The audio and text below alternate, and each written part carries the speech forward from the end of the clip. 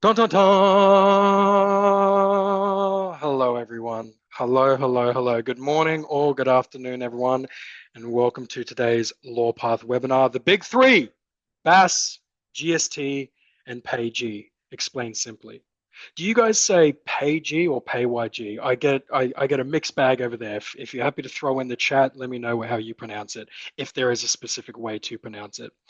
My name is Joel Comerford. I am a legal and accounting consultant over here at Lawpath, and I am also your webinar host. Thank you so much for attending today. It is the last webinar of the month, so we had to leave something juicy for the end. Usually these topics, BAS, tax, anything accounting, are usually very important, so we wanted to make sure that we can give you enough time just leading up towards December to get as much done as possible. And hopefully this will incite some inspiration and give you some solid information that you weren't necessarily privy to earlier. Now, for anyone who is new, who are Lawpath? We are Australian run, purely Australian. We don't deal with anyone else within Australia. Our mission here is to help Australian businesses, owners, everyone save time, save money, and stay compliant without needing to become legal or accounting experts. Since our launch around 11 years ago, we have served over 600,000 Australian businesses. We've saved those businesses up to 500 million in legal fees. We've delivered more than 10,000 five-star reviews, and we have become Australia's #1 online legal and accounting platform.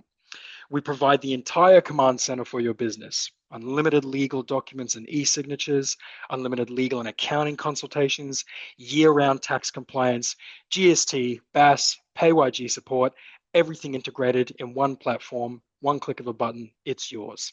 So whether you're a freelancer, a sole trader, startup, or an established company, our goal is to help you operate efficiently, stay protected, and grow with confidence. And because it's Black Friday, everything we do becomes even more valuable. This is the only time of the year where we offer up to 40% off on our plans. Now, I know everyone here, I know for a fact that everyone here, their email inbox right now is absolutely chockers full of marketing on Black Friday discounts and deals, and likely you've got a couple of Lawpath ones in there as well. So if you are interested later on in learning a little bit more about our plans and maybe considering taking us on and having us bring you on as a client, then you might just have to sift through. If you wanted to go back, just type in Lawpath in your emails and you'll likely see some of the offers. Again, if you are new, I will be sending an email out later on today covering the entire webinar today, from the slides, an entire YouTube recording of today's session, plus all of our partner offers, Black Friday deals, information on our speaker, and everything else. Now, on the topic of our speaker, today we are joined by Timothy Quinn, our head of tax and accounting at Lawpath Tax and Advisory. Tim is a chartered accountant with 18 years of experience helping businesses with tax planning, GST, BAS and PAYG compliance, business structures, financial reporting, SME advisory, ATO reviews, and risk mitigation. And I'm sure the list goes on. He has worked at the director level, leading tax divisions and supporting thousands of businesses to strengthen their financial and compliance systems. Tim is one of the best in the country, so you are in the right place. Before Tim gets started, I want to set the tone for today. Our goal isn't just to explain GST, BAS, and PAYG. It's to give you clarity, control, and confidence. These aren't small admin tasks. They impact your cash flow, your ATO standing, your risk exposure, and your ability to grow without stress. One small coding error or mismatch figure can trigger denied GST credits, ATO interest charges, BAS amendments, audit risk, and penalties that compound daily. This session exists to prevent those problems before they start.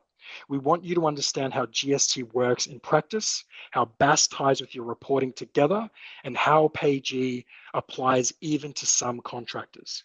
So ask questions, share your situation in the chat. The more you interact, the more value you'll get. So please go ahead and throw it in the chat if you're interested throughout. If there's a burning question, you just can't wait, put it in. Otherwise, we do have a Q&A at the end. We'd be more than happy to stay back, answer those questions for you, and hopefully give you the insight that you need to make you feel more confident with your business. Now, if you're completely new to everything we are covering today, or even if you're partly across it but want a clearer roadmap, I've opened up some time after this session for one-on-one calls and throughout the rest of the week as well. If you'd like to see how GST affects your business personally, whether your BAS reporting is accurate, if you're withholding PAYG correctly, or how you structure and set up your finances, then I'm more than happy to take a conversation offline later on. So we can sit down and have a chat about where your business is currently sitting, where you're aiming to take it, at least now and moving forward into 2026 if you have some ambitious goals, and exactly how GST, BAS, and PAYG could impact your cash flow, compliance, and growth. So please, if that is something you are interested in doing, you want to get on top of 2026 and start fresh, go ahead and throw a yes in the chat, and I'll make sure I can book a time with you later on and we can take it offline and go through it from there. Now, what will we be learning today? What GST actually is and how it works behind the scenes, the common GST errors that trigger ATO attention, how BAS ties all your reporting together each quarter, the key PAYG obligations businesses often overlook, the deadline that matter, and why missing them is costly, as well as a practical checklist to stay organized. So without further ado, guys, welcome. Let's go ahead and jump over to Tim. Thank you so much for attending. Thank you very much, Joel. Guys, can you tell that Joel is a salesperson by trade? Geez, good, isn't he? He promised a juicy topic, and I hate to disagree with Joel, but in some scenarios, this is accurate. Look, this is a dry one. This is a dry piece of toast for me. I've got to be honest. GST, BAS, PAYG are not the most exciting things you'll ever do. If anyone's been to some of these webinars before, I get quite animated and quite excited. I'm very passionate about tax. I'm going to need some audience participation to lift me through this one. Does anyone out there watch a lot of Bluey with their kids? There's an episode where I think they go to the pool and the lesson learned is boring is important. GST, BAS, PAYG, I put in that category. It's boring, but it's super, super important. And that's why we've taken the time out today to have a chat with you about it. Why do these things matter so much? First and most importantly, you have to do it. The ATO has these rules. There's legislation says you must do it. That's a pretty good reason to care. Pretty good reason to get it right. Of course, what's the flip side of that? If you don't stay compliant, if you don't stay on top of it, the ATO is more willing than ever before to slap you with fines, to start sending you very rude text messages and letters and phone calls telling you to get on top of it. What then happens as a result of that? You're finally spurred into action. You catch up on a few BASs that have been outstanding for a while. You're doing the right thing. You're trying to get on top of it. The result of that is you've had fines, penalties up to $1,500 per BAS, depending on how late they are. That adds up really quickly. There's interest on those penalties as well. There's interest on the amounts you owe. All of these things add up to one big whopping tax bill that you weren't expecting. And that's why these taxes are really, really important for businesses getting started, because a lot of people are under the apprehension that, well, I'm not profitable yet. I'm new. I'm just starting out. I might not even have any revenue. Why on earth would I be paying tax?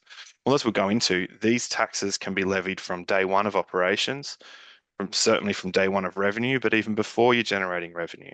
So I've seen all too often new businesses with the best of intentions and great ideas step out into the world thinking, well, I'm not going to bother with the BAS. So I've got more important things. I'll catch up on it. And then they catch up and it sinks them. I would say catching up on BAS has sunk more small businesses than anything else I have come across.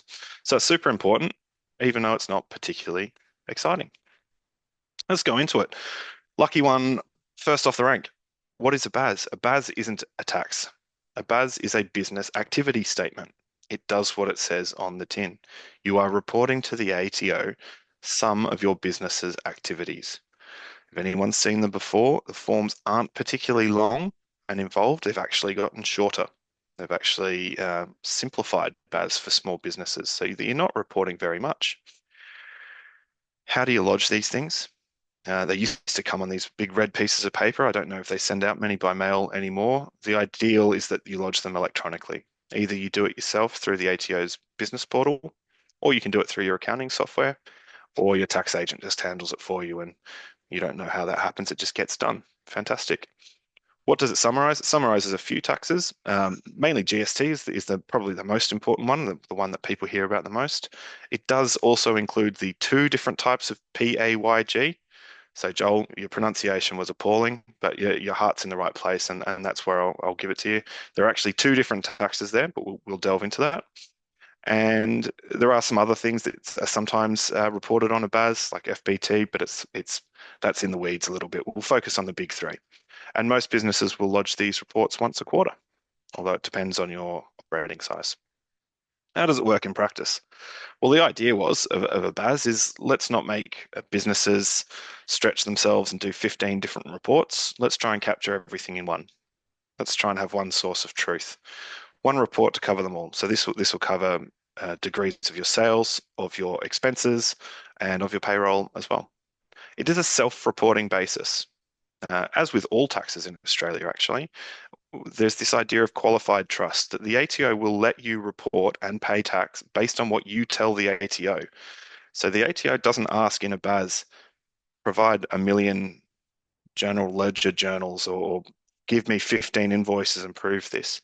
When you do your BAS as a small business, either yourself or through a tax agent, they just give the summary. They say, well, this is the amount of expenses, this is the amount of income, this is the amount of GST and PAYG, and here's the net result. Now, that net result might be that the ATO owes you money. The ATO is still pretty happy to take that. And in terms of how many of these things get flagged for review, we don't have really solid numbers, but it's vanishingly small. You'd be surprised. If you're doing your BAS and it's sort of there or thereabouts, it feels right, it's unlikely to get picked up for review. We'll go into the ones that really red flag yourself to the ATO in a little bit when we talk about GST. But that's how it works in practice. It comes out once a quarter, you fill it in, you lodge it, you pay it, or you get the refund. Away you go. It's not terribly complicated when you've done it for a while. So in terms of staying compliant, look, this is more GST specific. We might come back to it. But in terms of just getting your BAS lodgement done, so we're in that practical mindset. We're in the hot seat. It's time to do your BAS. You don't want to use an accountant, so you're doing it yourself. What do you need to make sure you've done? First of all, if you're using Xero or QuickBooks or MYOB, make sure that you've reconciled your transactions, which is telling your accounting software all your bank transactions that are feeding into it. What are they? What do they relate to? Are they matched up to invoices? If you've done that, you've done a big first tick. If nothing else, you've got some records. Step two, review your coding of those records. Check that it's correct. The worst thing for you to do would be to be really confident that you're doing your BAS yourself, you're saving money, you're doing it alone. It's not terribly complicated, but you're not picking up GST credits. So it's really, really important that either you get the confidence yourself to know when you can claim GST credits and likewise know when you have to pay GST, or to engage someone that does know what they're doing. You got to make sure your payroll matches up. So your payroll report should match what you're telling the ATO. Xero has great reports that you can run, almost like an audit report that basically says, hey, this is what should be reported. You can quickly compare it to actually what's on there. So you can do that for PAYG, you can do that for GST. All of these things have pre-built reports that you can run as like a sense check, and it'll help you check every transaction's okay. And that's basically a simplified form of what we do as tax agents when we prepare a BAS. We do it in more detail.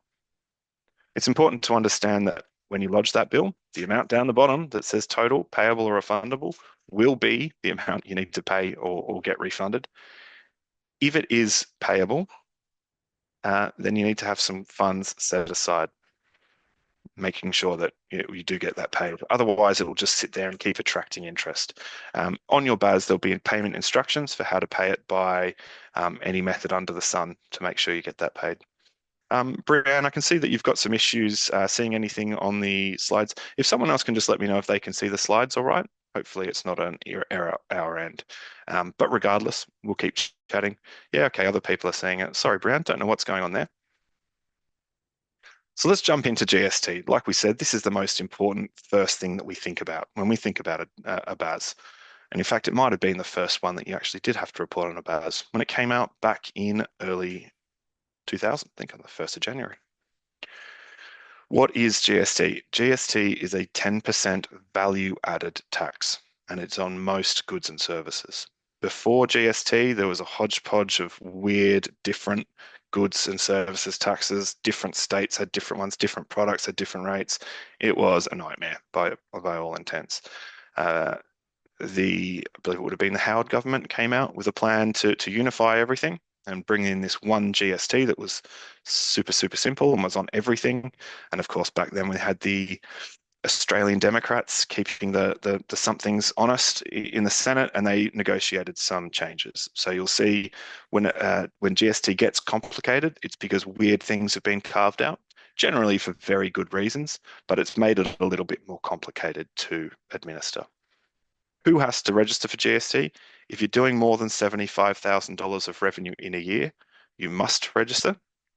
And when I say revenue in a year, that means the year ahead. So if you've done $10,000 of revenue this month and you expect for that to continue, you must register now.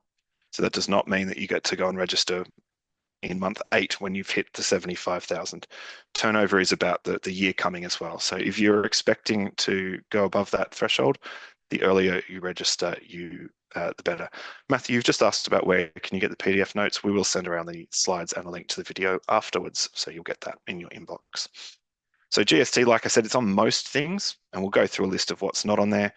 Basic food, health and education items, some health and education items is the most common examples that you'll come across. Particularly relevant if any of you on this call are thinking about an NDIS business, because the provision of services under a valid eligible NDIS plan is GST free. So really important one to keep an eye on.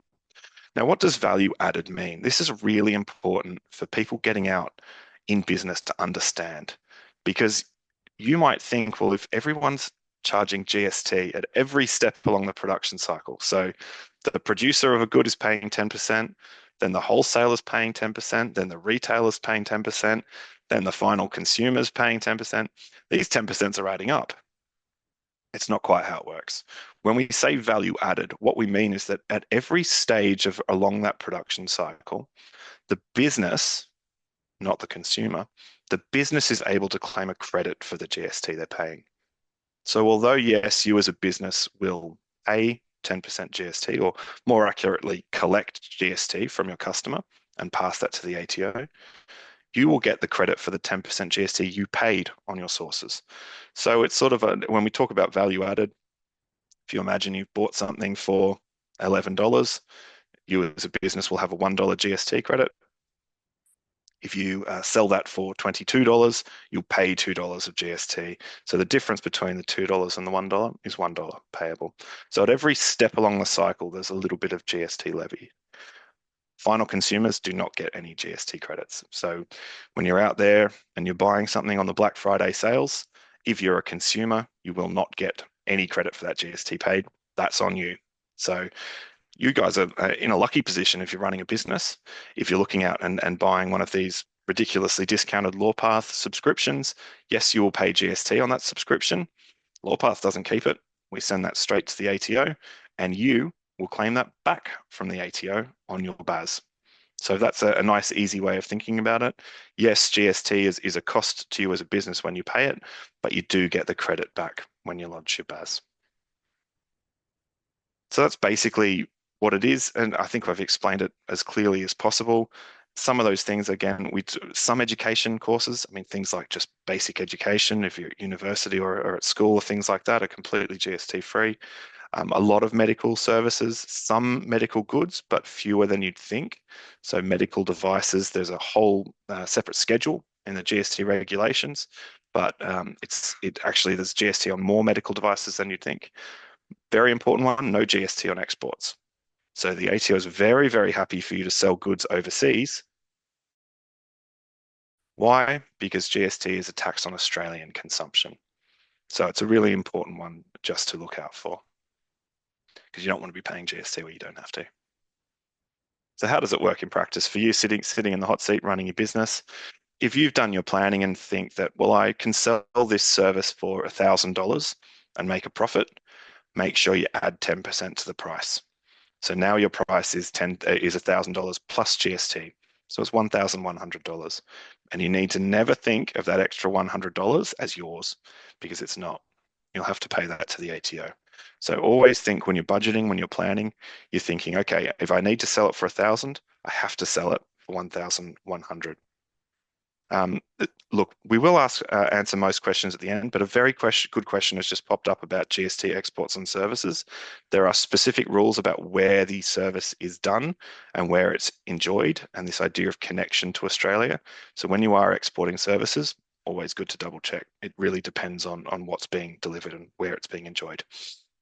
So again, you're really playing a role here as a small business between customers and other businesses and people and your suppliers. You're really playing a role of collecting GST on behalf of the ATO.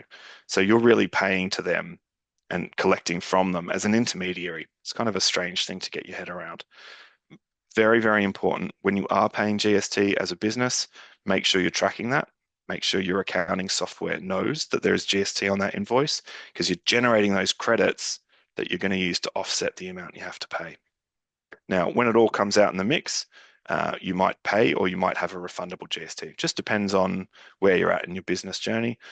Obviously, hopefully, if you're a normal business selling stuff with GST, you actually hope to have a GST payable because that will mean your GST expenses are, your GST on income is higher than your GST on expenses. So hopefully you're getting more money than you're spending. But you might be in a sort of pre-profitability stage, or you might be selling GST-free products and services, in which case you might have a GST refund. So in order to stay compliant with GST, look, it's not rocket science. It does require a bit of planning at the start and setting up systems and hiring advisors where you think that someone else can do it better. And as an ongoing obligation, it's not terribly complicated. It's just boring and important. And it's important at the start. It is almost impossible, I say from experience, to do this down the track, to actually start thinking seriously about it 18 months, 2 years down the track and go, all right, I'm going to get around to doing those BASs. I'll get around to my GST registration. At that point, you might have been undercharging your clients for so long and suddenly have to go, well, actually, I'm going to owe 1/11th of all of the income I've made as a GST payment to the government. That could do you in. Or, oh look, I didn't bother about doing proper payroll. I just paid people cash in hand, or I just transferred them the money, their wages. You can be in serious trouble at that point. So it's really, really important to stay compliant because it is so easy to get it done. It's a matter of setting up your accounting software. These things are smart enough. They'll lead you through saying, here's your bog standard set of accounts, your normal, they call it a chart of accounts, and they'll expect that these items will have GST, and that'll be the default. And that things you sell will by default have GST. And it will know that things like interest income, there's no GST on that. It'll know that certain things are GST free. So take the time to get it set up right at the start. Keep receipts. It's definitely the most boring but most consistent refrain I have on these webinars is keep those records. Worst case scenario, at least we can come back and reconstitute things down the line if you've kept those records. So whether it's a Google Drive, whether it's whatever it is, as long as you're keeping them somewhere, ideally link in certainly key invoices into Xero, very easy to upload into Xero or your other accounting software. And if that answers your question, someone in the chat has answered recommendations. I do, and my favorite is Xero, but use whatever works for you. We're agnostic at Lawpath. We've got clients on every different platform under the sun, but we prefer Xero. Look, review your coding. It doesn't take much. When you're doing it once a quarter, when you're preparing your BAS, don't blindly just rely on what your reports tell you, because of course, with any software, it's garbage in, garbage out. If you've told your software this doesn't have GST, your BAS report will say it doesn't have GST. So just as that final checkpoint, just have a look of what's actually in there, see if it makes sense. Of course, your accountants will review line by line, or they should if they're competent accountants, and make sure that you're not over or under claiming. And likewise, just on the other side, make sure that when you're selling goods, just have a double check when you're issuing an invoice, make sure there's GST on it if there should be. If not, change it. A lot of people get concerned when they think, particularly at early stages, and if they're dealing business to business, well, I don't want to register for GST because I'll have to charge 10% more. Your business clients don't care. Your business clients will get that 10% back anyway. So much better off if you're in the early stages, register even when it's voluntary, because if you're business to business in particular, because your price increases will go up 10%, your clients won't care because they are businesses and they'll get that 10% back. In the meantime, you can get the 10% back on what you're spending. So it's a good point to sometimes register before you are forced to. Here are some of the flags that we know about GST when we see them pop up. I've seen all of them. None of these are completely brand new.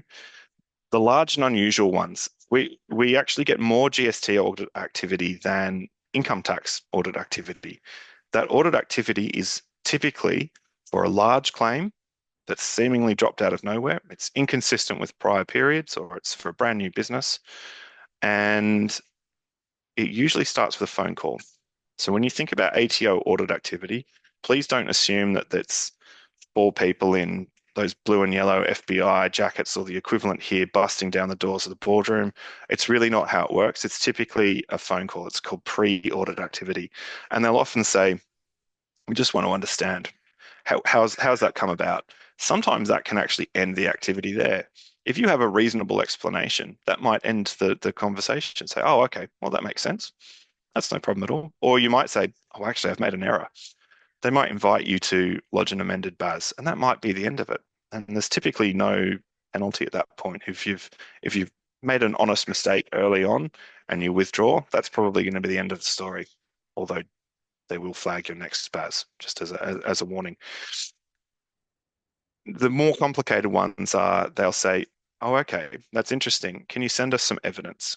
First of all, can you send us a ledger? Send us a report. So you've only told the ATO, here's my summary of GST. Here's the end solution. They might say, okay, send us the whole report. What they'll typically do is they'll pick a sample. They might say, okay, you've got 1,000 transactions. I don't want to see 1,000 invoices. I can see that there's 3 massive ones. Can you give us some support for those 3 massive ones? Send us the invoice. We might pick another 3 at random or another 5 at random. Send us the invoices. Okay, so you deal with that by email. Again, typically, if it's all fine, and often it certainly usually is, then that can be the end of the activity. They say, no problem, we'll allow the refund or the payable as it is, and you're free to go. Happy days. It can get more complicated, of course. If they're not happy with what they've been provided, then you can go into more full-scale audit activity. So that's just to look out for there. Another red flag, you can go in and amend your own BAS, and I encourage you to do it if you've done it wrong. If you've made an honest mistake and you've caught it early, go in and amend your BAS. Please only do it once. If you're amending your BAS repeated times, the ATO is going to lose confidence that you know what you're doing, and the ATO is going to flag you as a risk.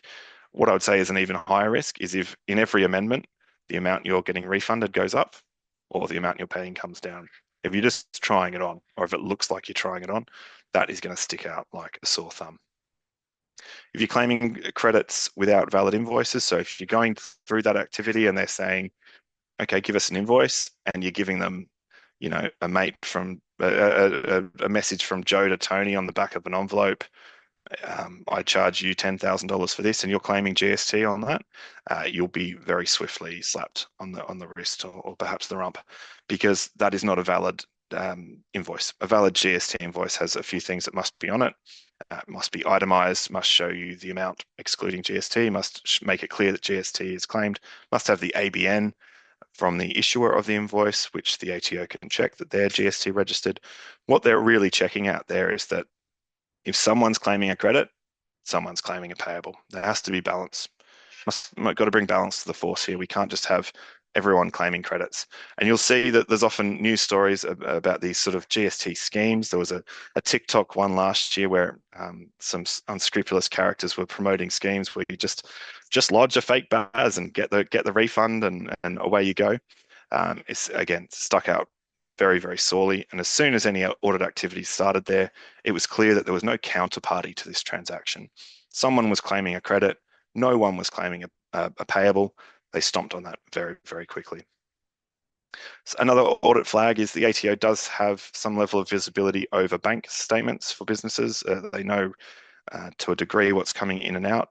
And if that doesn't match what they know, that there are high-end systems that can report that. I would say that's more at the larger end of town. I haven't seen much audit activity at the smaller end on that, unless there's already audit activity undergoing. That's typically how that comes up.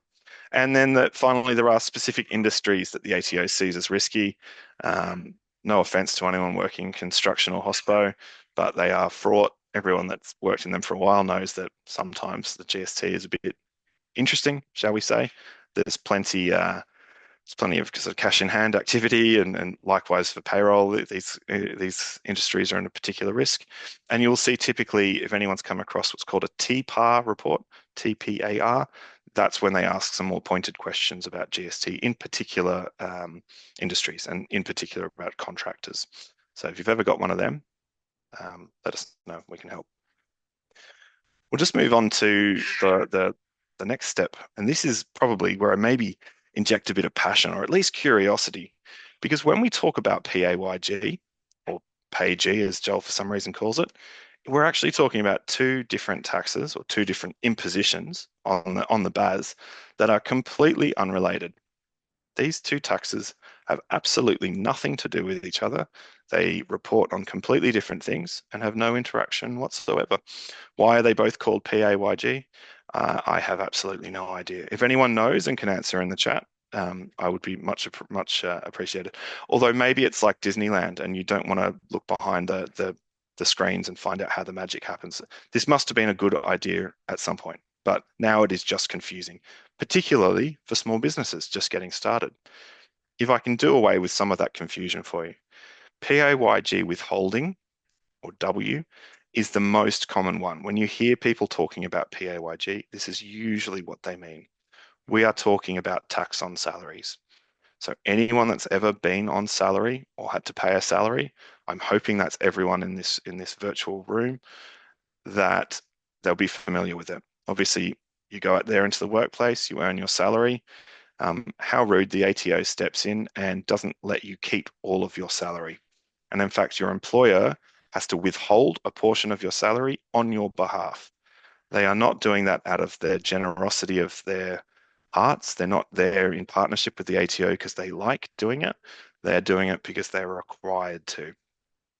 Why does the ATO require that employers withhold tax on salaries? Why don't they just let employees do it themselves? Anyone have any ideas? I'll see best answer I'll call out in the chat, but it is compulsory for employers to do it. Um, it's not just for employees, actually. There are some contractors that do require withholding tax as well. It depends on what they're doing. It depends on if they're being paid for their labour hire, primarily for their personal exertion. There can still be requirements to withhold on that. So please do check with someone. If it's just a contractor that's out there using their own tools and doing certain other things and using their own machinery, it's fine. But just think about it. If they're acting like an employee, it's probably worth double checking. Um, and that's kind of a common assumption that we do see. We have had a few answers to my little question there in terms of why does the ATO not let employees do it themselves. We've had a very nice, earnest answer from Samantha to say to assist employees better manage their personal cash flows. That is a beautiful way of putting it, and I'll say that's completely correct. James Pham, who I know and love very well, it's because they don't trust us.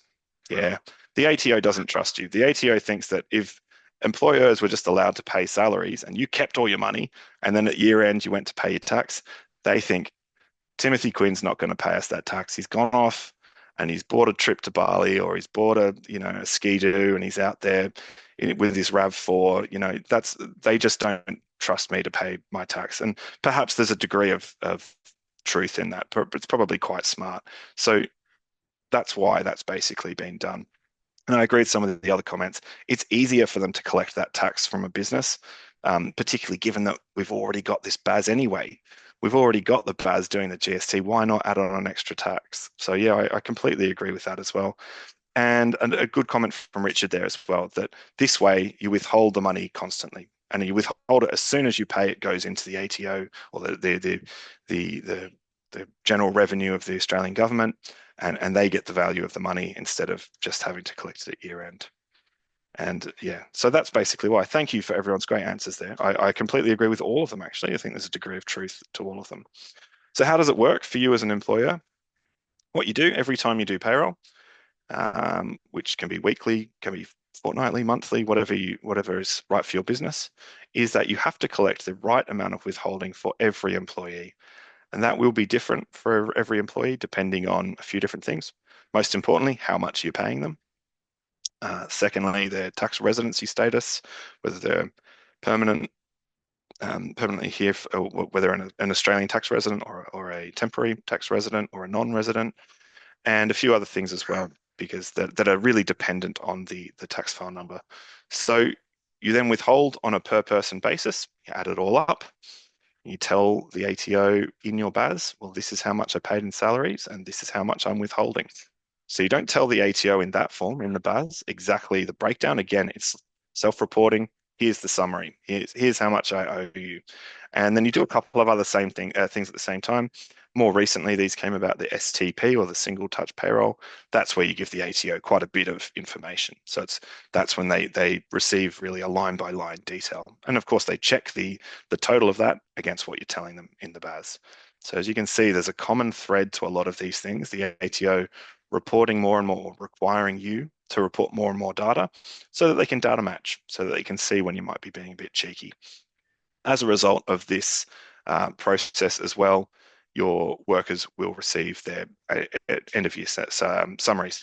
There used to be the group certificate, or it used to be the PAYG summaries. Employers that are now doing STP actually don't have to provide year-end summaries. Most still do, just for ease. But this is all now reported straight to the ATO. And if you as an employee go in and prepare your tax return, you'll see that report there that tells you exactly how much you've earned. Just very quickly, Richard's just asked what contractors require withholding. It is those contractors that are being hired primarily for personal exertion. So they're basically just their work, just their time. It may well be that they should be classified as employees, and even if not, they might still have withholding requirements. So it's primarily about what they bring to your organization and how they work for you. But I recommend you seek some consultation. Be happy to chat with you about that, Richard. All right, so how do we stay compliant? Again, it's not rocket science. It's the same report. We're still doing the BAS. There might be some extra reports as well. But the most important thing is make sure we're calculating it correctly. Like, garbage in, garbage out, keep saying it. Make sure that you've got every employee's tax file number in there. Make sure that you're using a system like Xero or one of the others that automatically imports what we call tax tables, which basically says that for an employee earning this much money, either weekly or fortnightly or monthly, this is how much to withhold. All of those systems will update it for you. So if you're with one of the big providers, they'll sort that out. But make sure you've put that information in there. Keep the key information in there. Not quite related to BAS, but if they are on awards, just for calculation of payroll purposes, make sure you've entered in their award requirements and you keep up to date with annual requirements around minimum wages, things like that. Do review your pay slips. It's funny, even for myself, being a volunteer treasurer of a few different groups and having to do payroll, you do still make honest mistakes. And if you don't actually manually check those pay slips before they go out, and sometimes they just don't look right, and you might have discovered you've pressed the wrong button, you've captured the wrong time period. It is possible. If I can make that mistake, anyone can. I've been doing this for donkey's years and I still don't always get it right. So that last manual step before you issue pay slips is really important. What I would say is the ATO is all over this, and they can be all over it for 4 years. They can extend that 4-year period in cases of fraud. The ATO has a very good sense of under withholding. And I'll put it out to the room. Why do you think the ATO would know that you as an employer have under withheld? And they might not know straight away, but they certainly know shortly after the end of the year. just while everyone's tapping away, I'll throw away the answer actually. The reason is that they are very, very good at data matching between employees and employers. So if you've told the ATO that you in total have withheld $100,000 in PAYG over the year, and your employees, when they lodge their tax returns, say, we've had $200,000 withheld, and we'd like the value of that tax withheld applied to our personal tax returns, the ATO is going to very, very quickly realize that something is wrong to the tune of $100,000. Potentially, you as an employer have been withholding tax from your employees and not paying it to the ATO. That is straight out and out wage theft. It is looked upon very, very poorly by the commissioner and by the police. So you'll see that a lot of the white collar crime relates to payroll. If anyone remembers, the son of the deputy commissioner at the time was caught up in a I think it was Plutus payroll, was that the name of it? Something like that. One of these huge schemes where it was basically brought throughout. They'd set up 32 different subsidiary companies, all of which were notionally withholding tax and paying it to the ATO.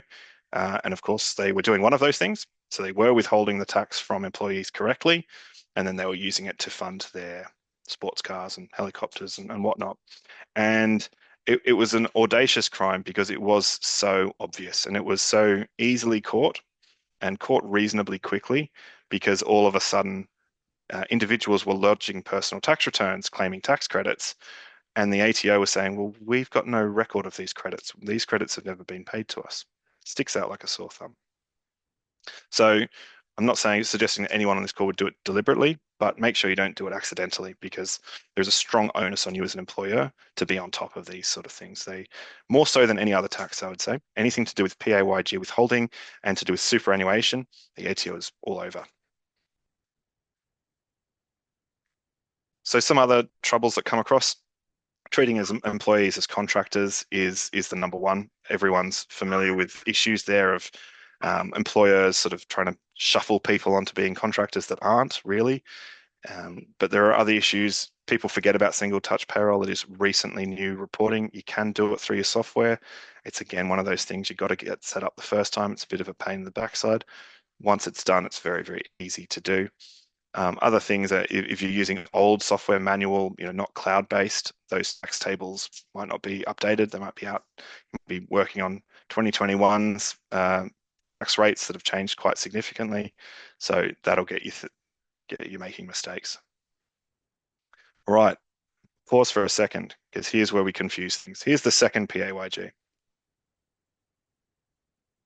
PAYG installments have absolutely nothing to do with employees. They've got nothing to do with wages. PAYG installments are basically quarterly prepayments towards your next income tax bill. So income tax being the tax on your profits, which for small businesses is 25%. You might have had a very profitable year one, fantastic. Say you made $1 million and the ATO has charged you $250,000 on that profit. Fantastic. You might be thinking, all well and good. Next time, same time next year, I'll have a bill of $250,000 again, as long as my business stays profitable. For whoever mentioned earlier in the chat that the government wants the use of this money early, they don't want to wait till year end. This is the system they've come into fruition.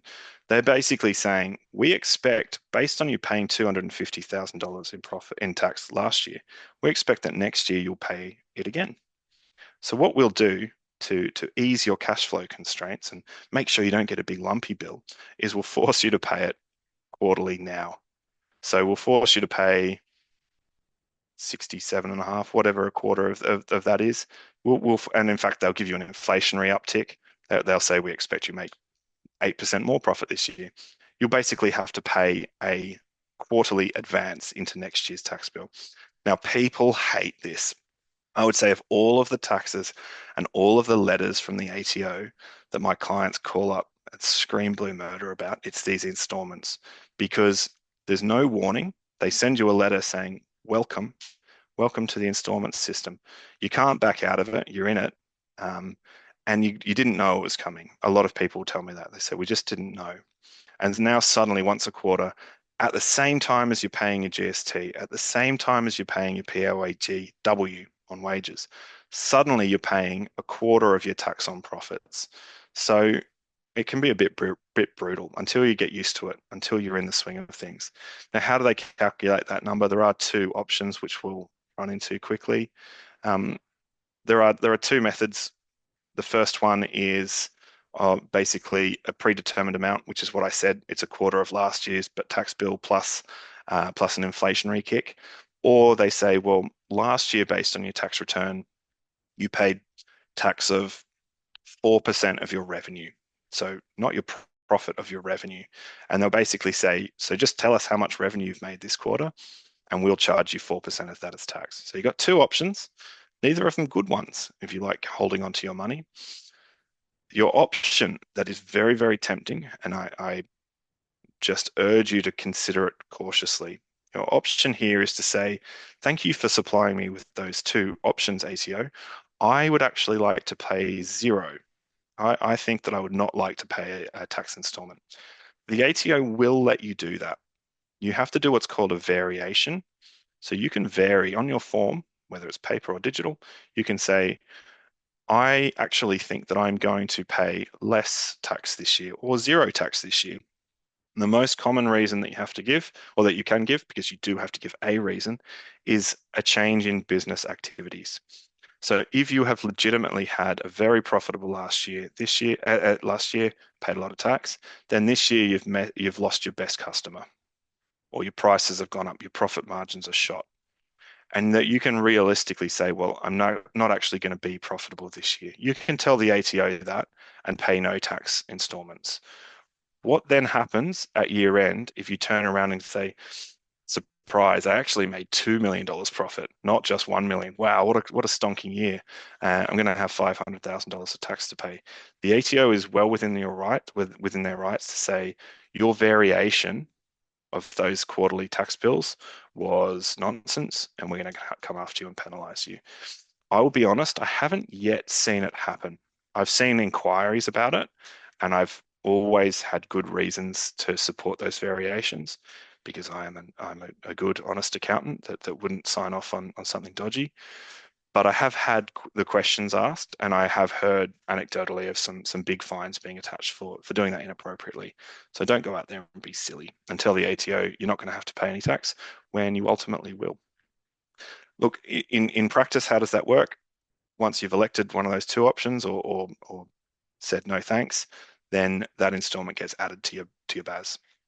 So where have we come to now? We've come to a BAS that's got GST, both collected and paid, so good and bad and good in that. We've got PAYGW, which is on the salaries, and then finally we've got PAYG installments, which no new clients will have it because you haven't lodged a prior year tax return, but once you've been in operations for a couple of years and if you've paid tax in the past, you'll get an installment as well. And like I mentioned very quickly in passing, there are some other minor taxes that get on there, but won't impact most people. I think the wine equalisation tax is one of them as well. Just very quickly, on these BAS, when do we report? So this is for if you're doing it yourself. If you're doing it yourself, it's once a quarter. Normally, it's 28 days after the end of the quarter. The ATO knows that all Australian businesses shut down and go and watch the cricket or go to the beach around Christmas. So they give you an extra month. They give you till the 28th of Feb, but otherwise it's the 28th of the following month. If you use a registered tax agent, they get an extension to the 25th of the following month. So in that case, when you come on board with Lawpath or with someone else, you get an extension there. Pretty straightforward. I've just had a quick question. Is there any advice for businesses preparing for PAYG installments? So just be prepared, be aware. Basically, when you're coming to pay that tax bill in year one, if you should know what your profit is, you can run a profit and loss report. You'll know basically what your profit is. Your tax profit might be different. Talk to your accountant. Be prepared to pay 25% of that by the following May. And then as soon as you're paying that year one tax bill, start thinking about the year two installments.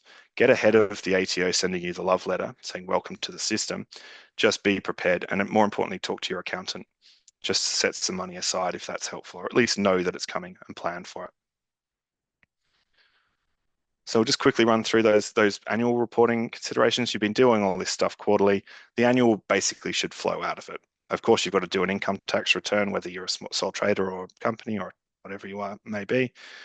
But having done these quarterly things on time will get you a lot of the way there. You got to finalize your payroll through STP. It's one extra lodgement, which I'll confess I was late for this year for one of my not-for-profits, so it can happen. But turn your mind to that. Do your company tax return. Double check your GST. Sometimes things change. Sometimes you change transactions after you lodge a BAS, and perhaps you underclaim or overclaim GST. You'll do in your June BAS. It's very common for accountants to pick up adjustments to basically say, oh, well, we might have been a little bit off during the year, but now we'll get it dead right. And then you're very important to lock your books after 30th of June. But yeah, it's a good time to double check your GST throughout the year. And again, the key consideration is make sure you get all of your reporting done on time. Why do deadlines matter? It's obvious. We've talked to death about the penalties and the interest, and reputational damage is up there too as well. You know, it's when you're needing to lean on the ATO, they have detailed records on you. If you are a good taxpayer, you can get a lot of leniency. If you are sort of a repeated late payer, a repeated late lodger, it counts against you. So when you need to lean on the ATO, if you've kept your compliance easier to get. Peace of mind is a really important one. Most people, you know, I admitted to you, this is a dry topic. People don't want to think a lot about it. So get someone that does know how to do it and put it out of your mind. Make sure that you've got someone. If you're on a subscription basis, it's as close to set and forget as you can get, because it's in the accountant's interest to reach out to you and to get the stuff they need and to do it for you. If you are the sort of person that can spend the time learning it themselves and wants to, by all means, but it's nice to have that peace of mind of a professional backing you and taking care of it for you, in my opinion. So the final takeaways here are get registered early if you need to, if you're forced to. If it's voluntary, talk to someone about whether it might still be better for you. Hint, if you're an NDIS provider, it will be better to register from day one. And for other businesses selling GST-free things, keep those records clean and consistent. Turn your mind to it once a month. Just double check what's going on. Make sure what you're lodging is correct. Make sure that your accounting system is set up to deal with expected invoices the right way. Have defaults set up that reflect type of transactions. Most importantly, just consider that PAYG, both, we're talking about withholding here, will not care whether you're profitable or generating revenue. From day one of you hiring staff, hiring employees, you will be paying PAYG. So just expect that coming through. I might pass you back to my good friend Joel, if you don't mind, Joel.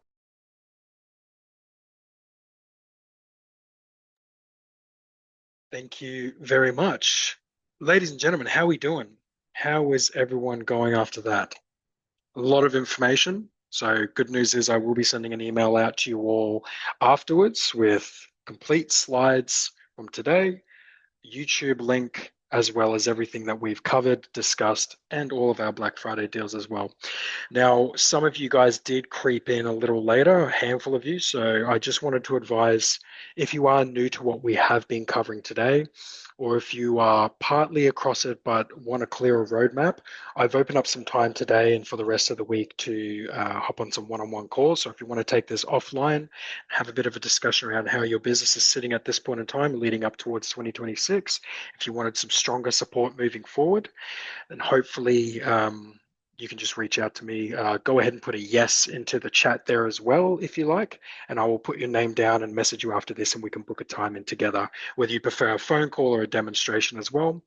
Also, if anyone else is interested in learning a little bit more about how Lawpath's platform actually works, how you use the documents, how you use our AI, how you book your legal and accounting consultations, I'm more than happy to get your name as well, and I can actually give you a platform demo free of charge, and we can go as long as you need. More than happy to answer as many questions as possible about your business as well. So once again, thank you so much, Tim, for that. Let's look a little bit at our plans for those who are uninitiated to what Lawpath does. So we are a company that works off a subscription base. We have only Australian-based lawyers and accountants, so you won't have to worry about ever speaking to someone from outside of the country. We're all here to take care of you. We do work nationwide as well, where our office is situated in Sydney, but we do have lawyers in different states because we like to keep our finger to the pulse of legislation. So if you did want to look at getting someone a bit more closer to home who has the same level of lingo and can also agree on the weather with you, we can accommodate you there.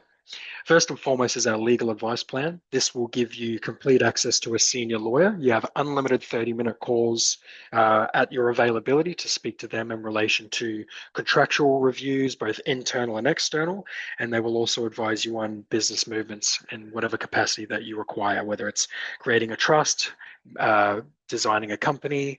Is it better to move from a sole trader to a company for X, Y, and Z reasons? Hiring your employees for the first time? Anything you really need. So contracts, HR and employment, business structure, compliance, and risk management. We have a fixed fee, so you know what you've paid for, and you have entire access for the year. So that means if anything pops up last minute, click of a button, you have us on call instead of having to wait 3 or 4 days and you're panicking over something. So usually our legal advice plan is about $1,800. It is currently sitting at $1,500, and that is a single payment, and you're all covered for the year. Next is our accounting advice plan. This is Tim's realm, and essentially with the accounting advice plan, much like Tim mentioned, it's basically guiding you on how to understand your own accounts, your own bookkeeping. If you have an understanding of Xero but want a greater, more refined look at where your business is sitting, where it's going, how well it's done previously from previous months or quarters, then all of this stuff can be opened up to you and we can give you that insight. The accounting advice plan is operated much like the legal. Limited 30-minute calls with one of our senior chartered accountants. GST, BAS and PAYG, thank you, Tim. Expense coding, compliance reviews, business structuring, which is a very, very popular feature that we provide, cash flow planning, and accounting and software setup, whether it's PAYG, MYOB or Xero, for example. We also have a wonderful partner offer with both MYOB and Xero.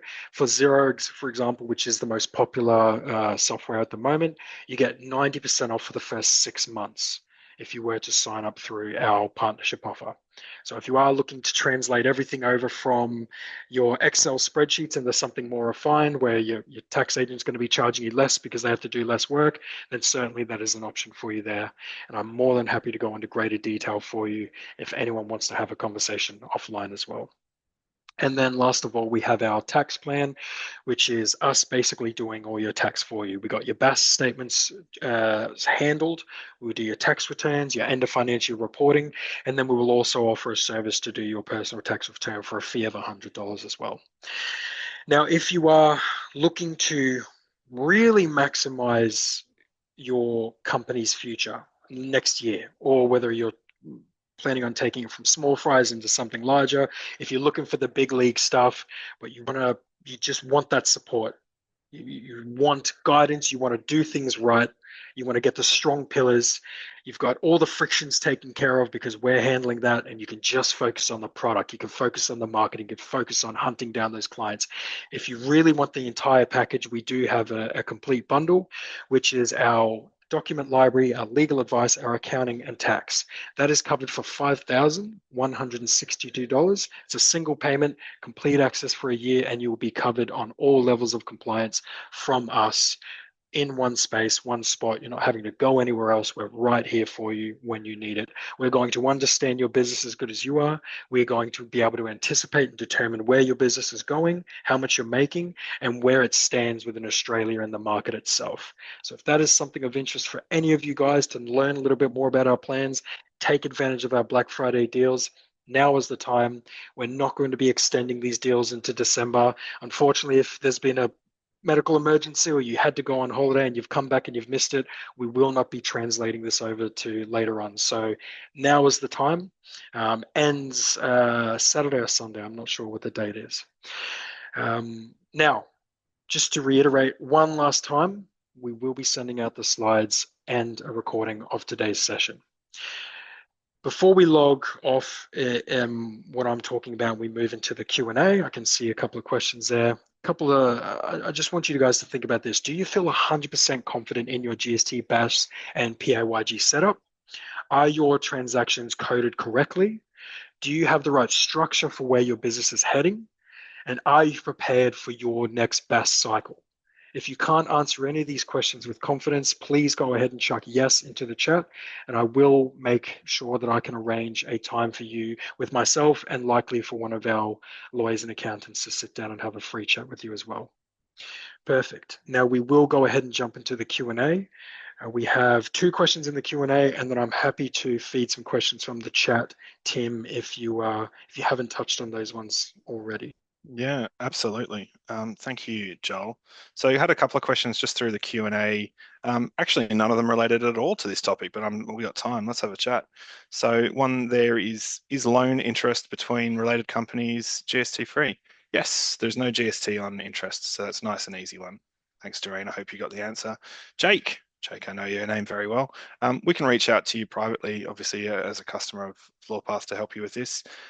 Generally, are there any limit requirements? No. If you've got employees in New South Wales, the general position should be that you do require workers' comp insurance. And yes, iCare is the sort of the weird state government endorsed one to provide that.